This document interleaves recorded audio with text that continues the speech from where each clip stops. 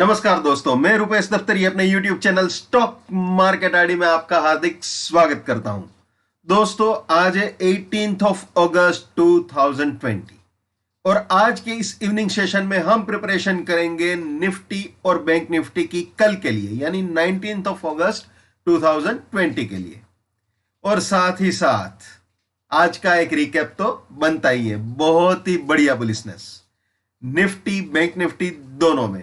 Nifty में तीनों के तीनों बुलिश टारगेट अचीव हुए और बैंक निफ्टी में दो बुलिश टारगेट। तो चलिए रिकैप देख लेते हैं। तो दोस्तों, पहले 15 मिनट में ही मार्केट इस रेजिस्टेंस के ऊपर चला गया था विथ प्राइस फिल्टर।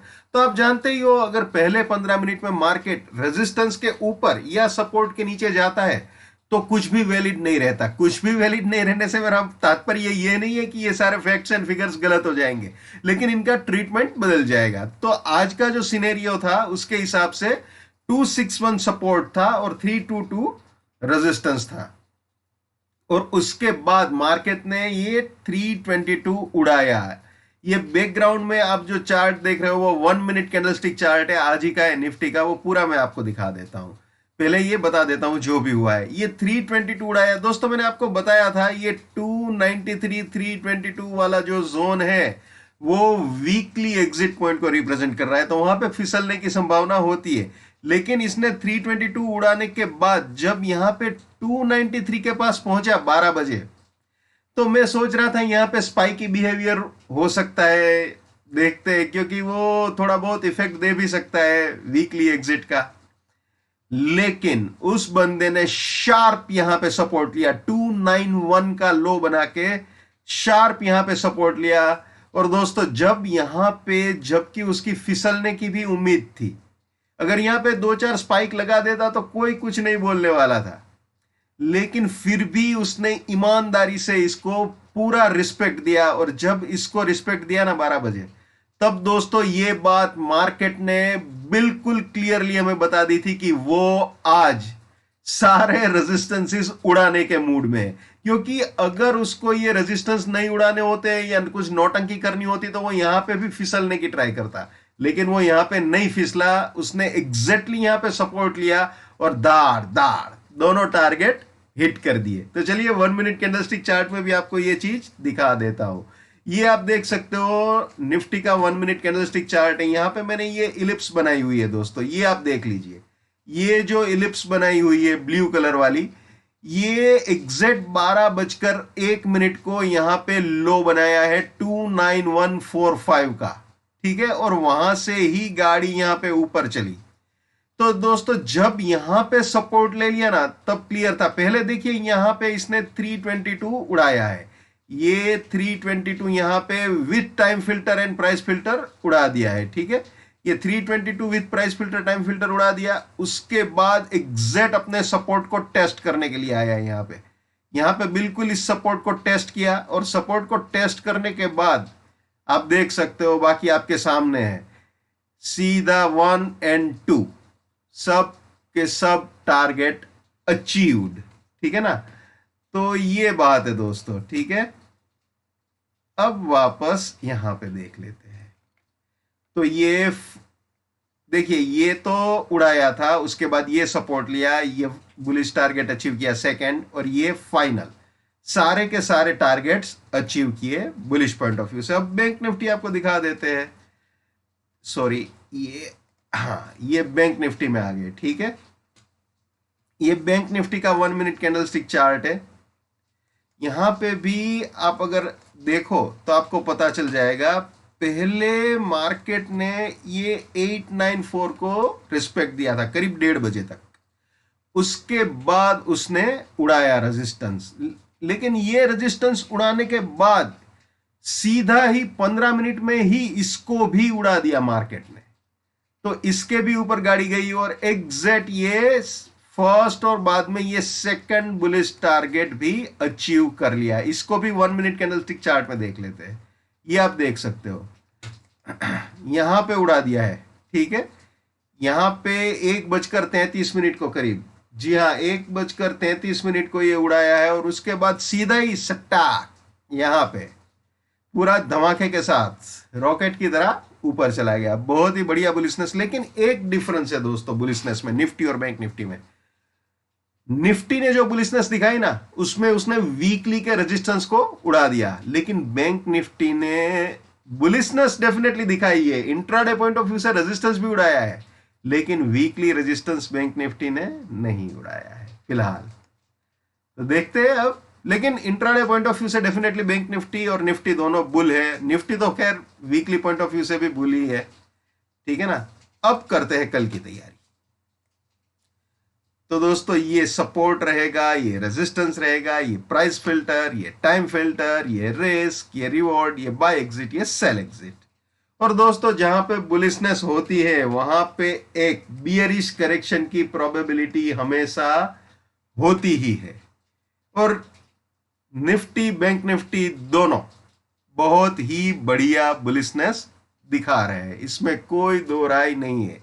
ये चार्ट में भी आप देख सकते हो दोस्तों, ये निफ्टी है, आज की डेली कैंडल है, ठीक है, और ये बैंक निफ्टी है, बहुत ही बढ़िया बुलिशनेस है। लेकिन एक फर्क है जो मैंने अभी बताया, इसने जो हाई बनाया है वो हाई है जिसने वीकली का रेजिस्टेंस भी उड़ा दिया है, लेकिन इस बेचारे ने वीकली का रेजिस्टेंस अभी नहीं उड़ाया है।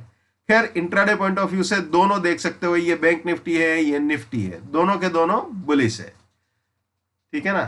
तो जहां पे ऐसी बुलिशनेस होती है वहां पे बियरिश करेक्शन की प्रोबेबिलिटी हमेशा रहती ही है, ठीक है। यानी कि अगर ये रेजिस्टेंस इंटेक्ट रह गया तो गाड़ी नीचे सेल एग्जिट तक आ सकती है। लेकिन दोस्तों एक बात हमेशा याद रखना है, जब मार्केट बुलिश हो ना तो फर्स्ट प्रायोरिटी बाइंग को ही देनी चाहिए। लेकिन अगर कोई बियरिश करेक्शन प्ले करता है तो वहां रेजिस्टेंस पे स्ट्रिक्ट स्टॉप लॉस रखना चाहिए, वॉल्यूम कम रखना चाहिए, और यहां तक गाड़ी ना भी पहुंचे, आधे रास्ते में भी अगर प्रॉफिट बुक करना हो तो कर सकते हैं, इसमें कोई जोर जबरदस्ती नहीं होती। और कभी भी ये नहीं बोलना चाहिए कि ये इंटेक्ट रहा तो यहां तक आना ही चाहिए। अगर आता है तो वेल एंड गुड, बहुत अच्छी बात है, और नहीं भी आता है, आधे रास्ते में भी वापस बुलिश हो जाता है, तब भी उसको ना नहीं बोल सकते, है ना। तो अगर रेजिस्टेंस के ऊपर जाता है with price filter time filter तो बुलिश प्रोबेबिलिटी, सपोर्ट के नीचे जाता है तो बियरिश प्रोबेबिलिटी। अब देख लेते हैं बुलिश प्रोबेबिलिटी निफ्टी की, ये आ गए जी बुलिश प्रोबेबिलिटी में, ठीक है। अगर 442 के ऊपर जाता है विद प्राइस फिल्टर और टाइम फिल्टर तो 402 सपोर्ट, 477 फर्स्ट बुलिश टारगेट, इसके भी ऊपर गया तो 42 सपोर्ट, 533 सेकंड बुलिश टारगेट, इसके भी ऊपर गया तो 77 सपोर्ट, 74 फाइनल बुलिश टारगेट हो सकता है। ये तीनों बाइंग के एंट्री या री एंट्री पॉइंट, और ये तीनों प्रॉफिट बुकिंग या पार्शियल प्रॉफिट बुकिंग पॉइंट हो सकते हैं। और रास्ते में कहीं पे भी सपोर्ट टूटता है तो वहां पे अपनी बुलिशनेस को टाटा बाय बाय बोल देना चाहिए, ये हमेशा याद रखना है भैया। My bullishness lives till my support lives. My support finish. My bullishness finish.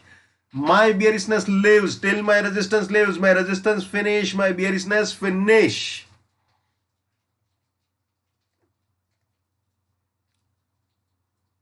ये भी याद रखना है। Never buy at resistance or buying exit. Never sell at support or selling exit. Let's maintain trading discipline. Let's do money management. Let's do risk management. Let's win. दोस्तों मैं अपना technical analysis का knowledge chargeable basis पे share करता हूं। 81,000 rupees मेरा fees है। 7990415253 मेरा मोबाइल नंबर है। वापस आ जाते हैं निफ्टी में। बुलिश प्रोबेबिलिटी तो हमने देख ली भैया, अब देख लेते हैं बियरिश प्रोबेबिलिटी। ये आ गए निफ्टी की बियरिश प्रोबेबिलिटी में। जैसे बुलिश प्रोबेबिलिटी थी वैसे ही बियरिश प्रोबेबिलिटी है। ये सपोर्ट अगर तोड़ता है तो 67 रेजिस्टेंस 293 फर्स्ट बियरिश टारगेट, इसके भी नीचे गया तो ये रेजिस्टेंस और ये सेकंड बियरिश टारगेट। दोस्तों ये एक चीज बता दूं, ये दोनों 293 और 236 ये पूरा जोन है वो वीकली सपोर्ट जोन है। भगवान ना करे कल सपोर्ट टूटे, अगर टूटता है तो ये दोनों वीकली सपोर्ट जोन है, ये याद रखना, ठीक है, 236 to 293। तो अगर 293 के नीचे जाता है तो 28 रेजिस्टेंस, 236 सेकंड बियरिश टारगेट, इसके भी नीचे गया तो ये रेजिस्टेंस और ये फाइनल बियरिश टारगेट हो सकता है। ठीक है, अब आ जाते हैं बैंक निफ्टी में। जैसे निफ्टी में समझाया बिल्कुल वैसे ही है, कोई चेंज नहीं है इसमें।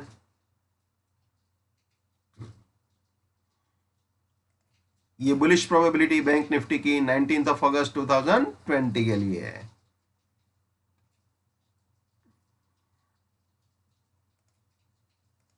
ये बियरिश प्रोबेबिलिटी बैंक निफ्टी की।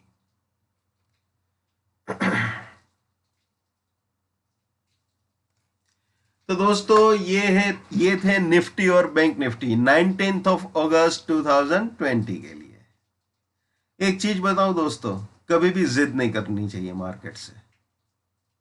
मैंने कल बोला था कि भाई वीकली पॉइंट ऑफ व्यू से भी बियर है, इंट्राडे पॉइंट ऑफ व्यू से भी बियर है, लेकिन जब रेजिस्टेंस मार्केट उड़ाता है ना तो बियरिशनेस का एक वो क्या कहते हैं, पेपर फाड़ के फेंक देना है दिमाग से और बुलिशनेस को एक्सेप्ट कर लेना है। बुलिशनेस तभी तक है जब तक हमारा सपोर्ट जिंदा है, सिंपल। और बियरिशनेस तभी तक है जब तक रेजिस्टेंस इंटैक्ट है। अगर मार्केट रेजिस्टेंस को तोड़ के ऊपर निकलता है तो फिर भी मैं बियर हूं का झंडा लेके नहीं घूमना चाहिए। वहां पे मार्केट ने रेजिस्टेंस उड़ा दिया तो बियरिशनेस को टाटा बाय बाय बोल देना है, सीधा यही बोलना है कि नाउ आई एम बुल। ठीक है, मैं ही ये रुपेश दफ्तरी हूं जिसने कल बोला था निफ्टी बैंक निफ्टी बियर है तो बियर है।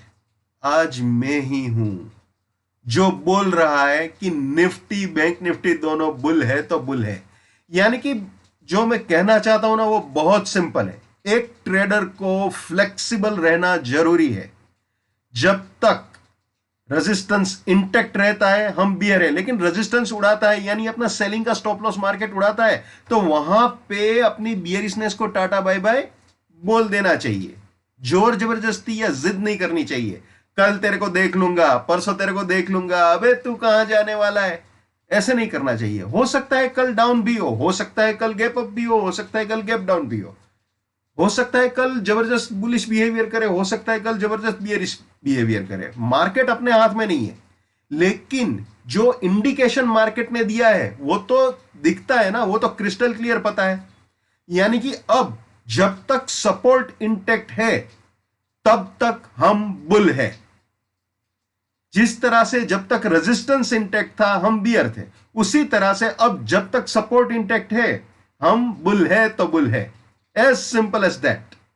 निफ्टी में इंट्राडे और वीकली दोनों में, और बैंक निफ्टी में इंट्राडे में तो है ही है, वीकली के रेजिस्टेंस को अप्रोच करके बैठा है मार्केट।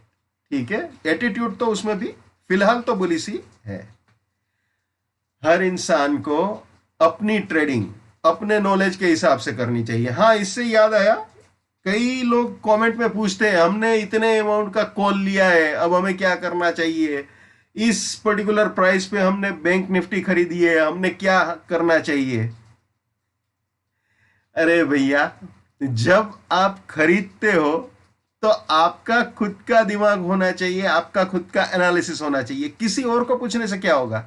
आप मुझे बताओ, ऐसा कोई भी बंदा होगा जो आपको बता दे कि हाँ हाँ हाँ 19 तारीख को 19 अगस्त 2020 को ये लो बनेगा ये हाई बनेगा, 20 अगस्त को ये लो बनेगा ये हाई बनेगा? क्या ऐसा पूरा शेड्यूलिंग कोई दे सकता है क्या? अगर ऐसा किसी के पास होता प्रिसाइज वे में तो सारा का सारा पैसा उसी के पास होता, अरबों खरबों रुपया। इंडिया के रिचेस्ट पर्सन से भी 1000 गुना रिचेस्ट होता वो बंदा, अगर किसी को पता होता तो प्लीज दो हाथ जोड़ के मैं आपको रिक्वेस्ट करता हूं, मेरी बात छोड़ दीजिए, किसी को भी ये सवाल मत पूछिए। अगर आपको कुछ देखना है तो मार्केट से पूछिए, मार्केट को देखिए, उसके एनालिसिस के हिसाब से काम कीजिए। आप सिर्फ ये देखिए कि आप कौन से सपोर्ट से बुल है या आप कौन से रेजिस्टेंस से बियर है, बस इतना ही काफी है, और ज्यादा सोचने की जरूरत नहीं है। तो प्लीज मुझे अपनी पोजीशंस के बारे में मत पूछिए कि सर हमने यहां पे खरीदा तो अब क्या होगा, अब यहां पे बेचा तो क्या होगा। मैं कोई टिप्स प्रोवाइडर नहीं हूं, मैं टिप्स नहीं देता हूं। ठीक है, तो दोस्तों हर इंसान को अपनी ट्रेडिंग अपने दिमाग से करनी चाहिए। पैसा आपका है, रिस्क आपका है, एनालिसिस भी आप ही का होना चाहिए। लेकिन मेरे एनालिसिस की वजह से अगर आपका पैसा बचता है, आपका नुकसान होने से बचता है, या आपके घर में 2 पैसे की बरकत होती है, 2 पैसे का प्रॉफिट होता है, आपका फायदा होता है, तो मेरे लिए बड़े सौभाग्य की बात है। Wish you all the best, keep winning, keep earning. जय हिंद, वंदे मातरम, भारत माता की जय, just keep it up, come on.